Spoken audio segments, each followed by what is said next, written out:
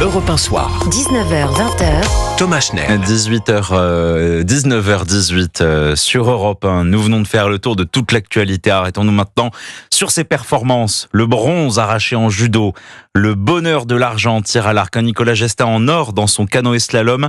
Des performances, mais surtout de l'engouement populaire. On en parle avec Alexandre Malafaille, président du think tank Sinopia. Bonsoir. Bonsoir. Et à Nathan Dever, écrivain philosophe. Bonsoir. Bonsoir. Merci d'être avec nous. Alors on voit que cette France vibre de site en site sur les Jeux Olympiques avec tous ces médailles. Tout se passe bien pour l'instant. Vous êtes emballé, vous, depuis 3 jours ?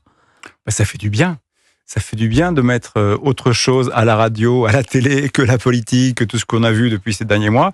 Ça donne, je pense, une bouffée d'oxygène, un peu d'espoir. Aussi l'occasion d'un peu de communion, de fabrication, de cohésion nationale. Ça durera ce que ça durera. Mais il faut prendre ce qu'il y a à prendre dans ce genre de bons moments. Et puis en tirer quelques leçons. Quand on veut faire les choses bien, on y arrive. Alors c'était compliqué d'y arriver parce que évidemment la préparation de ces JO a été semée d'embûches, il y a eu énormément de difficultés, ça a été compliqué à vivre pour les Parisiens. Il y aura des leçons à en tirer sur le comment on fait pour éviter de trop crisper tous ceux qui sont concernés par la transformation d'une ville comme celle de Paris. Mais pour autant, maintenant que le coup est parti et que ça se passe bien, visiblement, ça a l'air d'être plutôt sur de bons rails. Voilà, c'est très enthousiasmant. Et puis les résultats sont là. Il y a qu'en 3 jours, on a 14 médailles, dont 4 en or.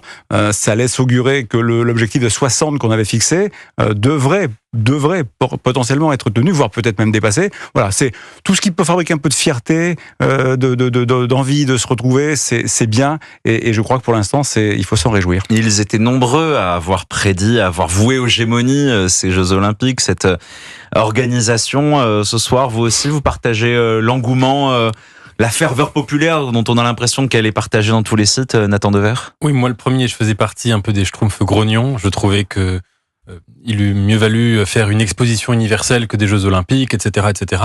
Mais enfin, quels Jeux Olympiques sommes-nous en train de vivre et quel moment pour la France ? Un moment vraiment, je pense, historique qui ne s'était pas produit depuis un siècle et qui se produit à merveille. En dehors de l'aspect sportif des choses, la cérémonie d'ouverture des Jeux Olympiques a été véritablement un moment d'un tel rayonnement. Nous n'avions tellement pas l'habitude en France de communier autour d'une nouvelle aussi positive, aussi pleine d'espoir, aussi loin des passions tristes. Et ça a été, à l'échelle internationale, un moment également tellement rare où la grandeur de la France, cette idée qui obsédait des gens comme le général de Gaulle, mais aussi à sa manière comme Jean-Paul Sartre, etc., etc., la grandeur de la France a rayonné dans le monde entier. Et je crois que le monde a été impressionné par la France. Pourquoi ?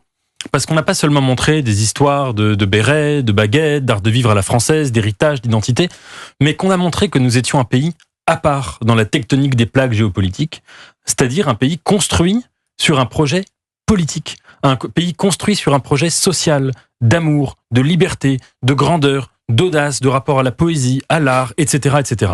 Et ça, c'est quelque chose véritablement d'unique qui crée, me semble-t-il, une onde de choc sur toute la planète. Bon, ça n'a pas convaincu tout à fait tout le monde, la cérémonie d'ouverture. Toutefois, j'ai une question à vous poser, puisque Nathan Dever, vous parliez de l'exposition universelle en France, qui nous a laissé parmi les plus beaux monuments de la capitale, la Tour Eiffel, entre autres, le pont Alexandre III. La maire de Paris, Anne Hidalgo, souhaiterait garder certains symboles de ces Jeux Olympiques et de cette cérémonie notamment. Lesquels vous voudriez voir rester après les Jeux Olympiques, vous ? Ceux qui sont composés par Anne Hidalgo sont intéressants.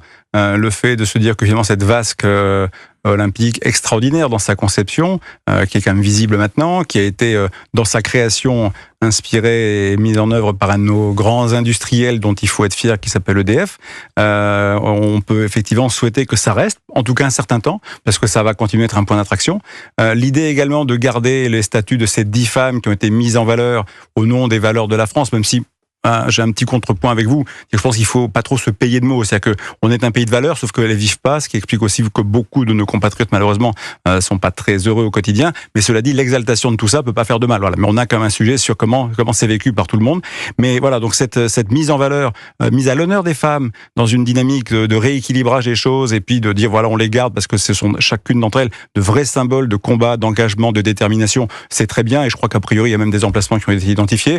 Garder les anneaux sur la Tour Eiffel, Eiffel, ça me paraît un peu plus baroque, parce que la Tour Eiffel n'a pas vocation à être un symbole olympique pendant toute sa carrière. Elle se suffit elle-même, à la limite. On n'a pas besoin de venir à Paris pour voir ça. Et puis après, ce qui est plutôt intéressant par rapport à ça, c'est finalement de garder ces éléments, parce que ça fera venir du monde. Ça va être un lieu d'attraction, un lieu de tourisme. Donc c'est plutôt bon, entre guillemets, pour les affaires, c'est plutôt bon pour l'économie. En tout cas, pendant un certain temps, ça paraît sympa. Et puis, il y a ce point complémentaire qui est, je crois, essentiel, parce que pour le coup, ça c'est concret, c'est de développer la culture du sport dans un pays comme la France, qui n'est pas un pays très sportif, au sens où voilà, il y a le sport, mais on vit un peu autour. Il faut davantage aller vers l'implication de tout un chacun dans le sport. Les entreprises ont un rôle à jouer pour développer effectivement des projets d'entreprise autour du sport. Le sportif en tant que tel devra retrouver une pleine place, parce que ça fait des années qu'on en parle, mais qu'il n'y a toujours pas de statut pour le sportif, sauf ceux qui sont rattachés à un club. Donc il y a tout un travail à faire, et ça peut être très bon, là aussi, pour créer des dynamiques nationales, des dynamiques de cohésion, des dynamiques de quartier. Je voudrais juste dire un point, c'est que sans le sport dans plein de quartiers, les quartiers sont pas tenus. La vasque, les anneaux, les statues. Vous, Nathan Dever, qu'est-ce que vous garderiez au-delà de ces Jeux Olympiques ? La vasque et les statues, en effet. Je pense que ça peut être important de les garder. C'est exactement pour cette raison, d'ailleurs, que j'étais pas trop favorable à l'idée de faire des Jeux Olympiques, mais plutôt une exposition universelle, parce que la différence entre ces deux événements, c'est que les Jeux Olympiques, c'est un événement qui est centré sur une saison. C'est la société du spectacle immédiat, du présent sans avenir. L'exposition universelle, et à Paris on est très bien placé pour le savoir, c'est le lieu de l'architecture, c'est-à-dire de l'esprit constructeur, c'est-à-dire de la transmission.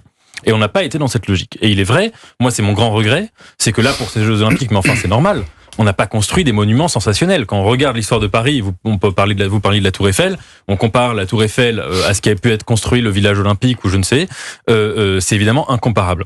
Cela dit, cette vasque a une véritable originalité. Elle correspond doublement à l'esprit de Paris. D'abord parce qu'elle correspond à son histoire. Le fameux ballon qui avait qui s'était envolé depuis le Champ de Mars. Ce n'est pas la première fois qu'il y a une montgolfière qui surplombe la capitale. Exactement, invention française. Et deuxièmement, parce qu'il y a, je pense, c'est très subjectif, mais qu'il y a une véritable esthétique à voir ce ballon à moitié lumineux qui s'envole au moment de la nuit, un peu comme la chouette de Minerve, et qui se met à être contemplé à Paris, une sorte de monument qui serait réglé sur le calendrier solaire. Je trouve qu'il y a une beauté à cela. Oui. Alexandre Lafaille. Alors après, s'il y a une chose que je ne garderai pas, c'est la scène. Ça, c'est sûr. Pour faire un petit clin d'œil, un peu de polémique. Le tableau, la fameuse, lors de la cérémonie, la fameuse reproduction de la scène contestée par son concepteur. Visiblement, c'est ça. Ce n'était pas. C'était une référence à un festin des dieux de l'Olympe avec Dionysos en majesté. On peut toujours tout dire en matière d'art. Voilà. Bon, allez, si on devait faire un clin d'œil un peu provocateur ce soir, je dirais ça. Je le garderai pas forcément très longtemps. En revanche, il y a un autre symbole que j'ai trouvé très intéressant, qui lui mériterait d'être exposé quelque part dans Paris. C'est le cheval qui a traversé la Seine sur pratiquement 7 km pour porter effectivement ce drapeau olympique. C'était absolument magnifique, et lui il mériterait aussi de rester quelque part. Puis en plus on est un pays de cheval, d'équitation, on est en train d'ailleurs de le prouver au niveau de l'engagement de nos sportifs. Et on a eu plusieurs médailles effectivement en équitation, on a également eu des médailles en épée, en escrime. On va y revenir sur ces images et ces sports qui sont à l'honneur et qui font l'honneur des Bleus depuis 3 jours, et les images qui nous ont marqués dans un instant, puisqu'il est 19h26 dans Europe 1 Soir. Nous accueillons Guillaume Dominguez pour toute l'actualité. Ce sera juste après ça. À tout de suite. Europe 1, le journal permanent. 19h29, toute l'actualité, Guillaume Dominguez. Drame dans l'Aude. Une enfant de 2 ans est décédée hier à La Palme. La jeune victime a été retrouvée dans une voiture en pleine chaleur. Selon les médias locaux, le grand-père de la petite fille l'a laissée endormie dans un véhicule sous 30 degrés. Il aurait tenté de la ranimer en vain. Un drame qui survient alors que la France traverse un important épisode de chaleur. 41 départements ont été placés en vigilance orange canicule. Le reste du pays est en jaune. De fortes chaleurs qui entraînent en Ile-de-France un épisode de pollution à l'ozone à partir de demain. La justice saisie après le sabotage massif du réseau de fibre optique en France la nuit dernière. La Junalco ouvre une enquête pour détérioration de biens de nature à porter atteinte à l'intérêt fondamentaux de la nation et association de malfaiteurs. Plusieurs opérateurs dont Free, Bouygues et SFR sont impactés à travers tout le pays, notamment dans l'Oise, l'Hérault et la Meuse. Les lignes fixes seraient plus impactées que les lignes mobiles. Enfin, plus de médailles cet après-midi pour la France aux Jeux Olympiques. De l'or pour Nicolas Gestin, champion olympique en canoë slalom. 4 médailles d'argent pour les hommes en judo, au complet en équitation, en VTT et au tir à l'arc par équipe. Les Français décrochent la 2e place pour la première fois de leur histoire.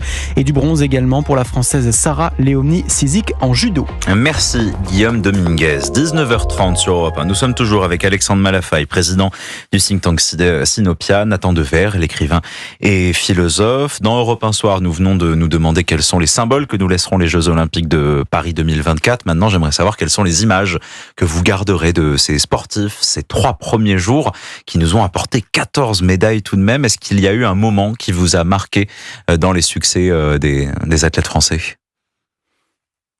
Nathan Dever, Alexandre Malafaille, peut-être Léon Marchand, qui avait une avance considérable sur d'autres, des moments où même, moi j'ai pensé particulièrement à cette séquence au Stade de France lors de la médaille de rugby à 7 où on a tout le public qui chante Edith Piaf.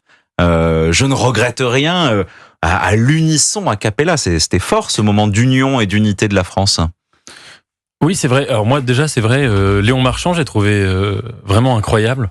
Je ne m'y connais pas très bien en sport, donc j'ai un peu honte d'imposer mes commentaires aux auditeurs, mais il me semble que la natation est vraiment un sport où on peut voir des individus comme ça gagner de très très loin, avec une dimension héroïque qui fait presque penser à des héros de l'Antiquité, que ce soit Michael Phelps, Alain Bernard, etc. Et aujourd'hui, ce Léon Marchand, qui a eu cette victoire, qui était une victoire éclatante, absolument écrasante, et avec une manière de nager, de plonger, de rester très longtemps sous l'eau quand il plonge, donc qui était admirable. Mais en effet, je pense que le plus grand spectacle n'est même pas tellement du côté des sportifs, il est du côté de la joie que nous retrouvons aujourd'hui en France.